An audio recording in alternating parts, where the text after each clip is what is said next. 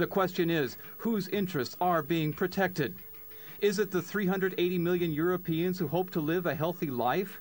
Or is it the multinational conglomerates and a handful of investors whose primary interest is the bottom line? And personally, I would prefer to be able to have access to natural substances and not to pharmaceutical products. And maybe I'm paranoid, but I just wonder, has the pharmaceutical industry got any role to play in all of this?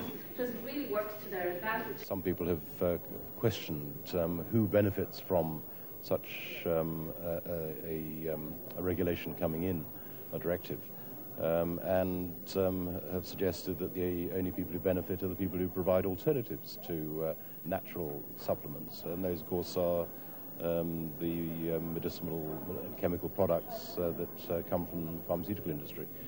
Over 400 million votes have demanded free and unfettered access to vitamin therapies. Over 20,000 studies have proved the health benefits of vitamins. Not a single death has been attributed to the so-called side effects of vitamins. The Journal of the American Medical Association reports that hundreds of thousands of people in the industrialized world die each year due to the side effects of pharmaceutical drugs, a statistic the European Commission has chosen to ignore. In order to make sure that these types of financial irregularity cannot happen again. How can the European Parliament earnestly complain about corruption and fraud within the EU Commission when the commissioners themselves are so clearly entwined in conflicts of interest?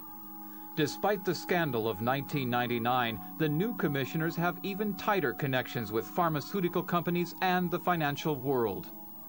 Can anyone earnestly believe that these politicians are truly interested in putting the health interests of Europeans above the profits of multinationals and their handful of investors? Dear members of the European Parliament, who do you really represent? The interests of a handful of big companies or the 380 million citizens of Europe?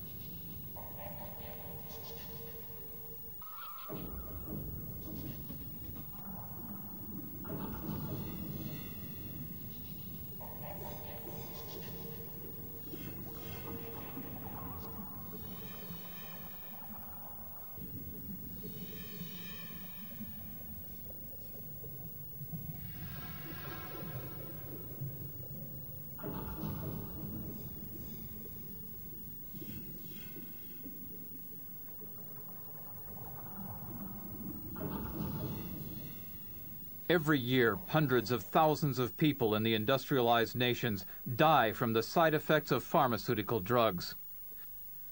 How long can an EU Commission survive that remains quiet about this pharmaceutical epidemic and instead tries to restrict the access of the population to the most important substances for human health? Vitamins. On March 12th, the European Parliament will make the most important decision in its history, and the world will be watching.